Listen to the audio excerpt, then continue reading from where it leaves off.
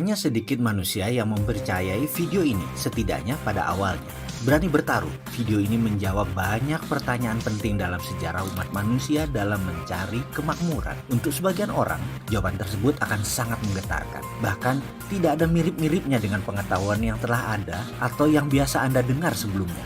Video ini akan mengubah pandangan dan pemahaman Anda yang selama ini Anda dapatkan tentang materi dan kemakmuran. Saat ini, banyak dari kita yang sedang mengalami krisis kemakmuran, krisis kepercayaan, dan tertekan masalah ekonomi. Namun, jika dirunut lebih dalam lagi, semua itu terjadi karena pemahaman akan materialisme yang selama ini dipegang umat manusia bertolak belakang satu dengan yang lainnya. Tapi sesungguhnya, bisakah krisis keuangan dan kesulitan ekonomi itu dihentikan? Saya tahu bahwa Anda juga tahu bahwa jawabannya adalah bisa. Yang menjadi pertanyaan adalah apakah Anda tahu apa yang sebenarnya Anda inginkan? Tontonlah video ini lebih dari sekali. Saya juga mengajak Anda menonton dari awal hingga akhir. Kemudian mengulangnya per bagian. Kemudian buatlah catatan-catatan kecil di beberapa bagian. Ujilah, kebenaran yang sejati adalah kebenaran yang teruji, bukan? Saksikan video ini dengan santai, kemudian ulangi lagi. Anggap saya ada di samping Anda sebagai sahabat yang menemani Anda dan berbagi rahasia kecil kepada Anda.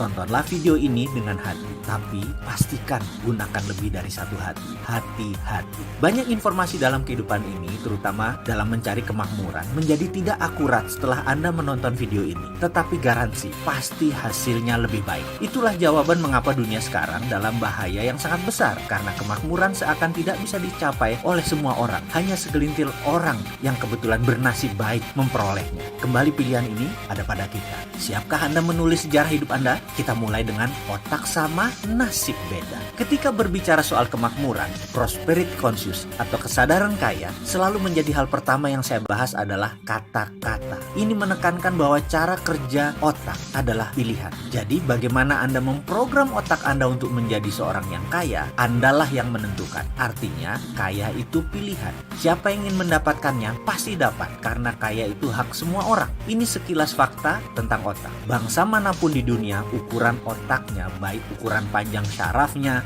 jumlah pengantar kimianya dalam otak, maupun sensornya, semuanya sama. Kecepatan kemampuan berpikir, yang oleh sebagian orang disebut IQ, juga tidak berbeda jauh. Intinya kemampuan menyimpan datanya juga sama. Jika manusia diibaratkan komputer, anggap saja otak itu hardware dan semuanya sama. Lalu, di mana bedanya? Mengapa yang satu lebih sehat dari yang lain? Mengapa yang satu mudah tertawa, yang lain selalu sengsara? Mengapa yang satu mudah mendapat jodoh, yang lain selalu sendiri? Mengapa yang satu lebih cepat mendapatkan uang, yang lain tetap saja miskin? Ada sebuah fakta, jika saya menyebutkan 375 nama orang, kemudian harta tersebut dari mereka digabungkan semua, nilainya sama dengan kekayaan 3 miliar manusia. Ya, 375 orang, kekayaan sama dengan kekayaan 3 miliar manusia. Di antaranya kita sebut Bill Gates, Donald Trump, Warren Buffett, Laxmi Mittal, Paul Allen, Mark Cuban, Jeff Bezos, Rupert Murdoch, dan saya bisa melanjutkan sampai 375 orang. Orang-orang seperti mereka ini memiliki jumlah kekayaan sama dengan 3 miliar manusia digabungkan. Jadi kesimpulan, otak sama, nasibnya beda. Nasib, ini batu sandungan pertama. Ada sebuah sistem pada manusia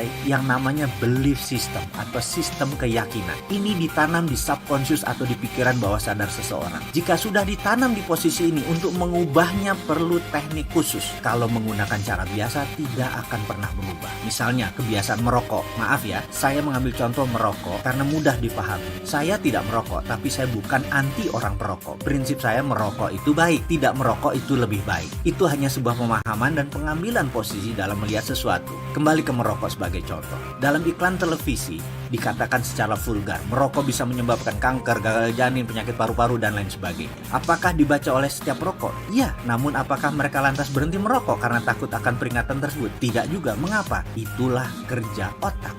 Otak conscious yang menguasai informasi pengetahuan hanya menguasai 12% dari sebuah tindakan. Subconscious, bawah sadarnya 88%. Informasi tadi hanya menempel di conscious, tidak menjadi gerak karena dalam database otak, subconscious menyatakan merokok itu nikmat. Jadi, itulah yang terus dilakukan olehnya, merokok. Subconscious lah yang berkuasa, 5 kali lebih kuat dari kekuasaannya conscious. Sekarang kita kembali ke prosperity conscious atau kesadaran kemakmuran atau IQ. IQ kaya atau tulang kaya atau balung sugih, apapun itu, bagi MindMaster atau sang pemilik otak ini semacam software. Jadi 375 orang kaya memiliki software ini, sedangkan 3 miliar manusia belum memiliki software ini. Bisa menerima? Masih berat? Masih bertanya di mana itu nasib? Ya, ini pertanyaan kecil dari kelompok besar. Ini pertanyaan saya pula. Saya mengalami jalan kehidupan yang turun naik seperti gelombang laut selagi badai. Saya pernah memiliki materi berlimpah, tapi 3 tahun kemudian tinggal di rumah kontrakan dan masih menanggung hutang yang besar lagi. Kemudian kembali berlimpah materi, kemudian kembali terpuruk, kembali lagi naik ke atas, lalu berbalik begitu sampai di puncak. Saya sudah mengalami beragam kisah untuk bisa menjadi diri saya sekarang. Ketika itu saya banyak mempertanyakan nasib dan urusan jalan hidup. Hingga akhirnya saya memutuskan untuk belajar dan mencari kemanapun untuk mendapatkan jawaban pertanyaan saya yang terbesar. Nasib itu pemberian Tuhan atau buatan manusia? Itu pertanyaan saya. Saya tidak kaget jika pertanyaan itu membuat Anda memutuskan berhenti menonton video ini hingga di chapter ini. Karena belief system Anda menyatakan rezeki sudah ada yang mengatur. Sementara kalau diteruskan ternyata rezeki itu manusia yang mengatur. Yang selama ini kita kenal dan melaksanakan sesuai sistem Tuhan. Ini sungguh menyesakkan, bukan? Tapi kalau itu kebenaran yang terjadi, bagaimana? Izinkan kosongkan gelas Anda. Ke depan akan ada banyak hal yang menyesakkan dada Anda. Saya tetap akan melanjutkan kisah dalam video berikutnya untuk Anda sahabat semua. Karena saya tahu sekali, fakta bisa merubah kebenaran. Ya, kebenaran Anda akan ditantang ke batas ujung dengan fakta-fakta yang akan saya berikan. Beranikah Anda meneruskan video selanjutnya?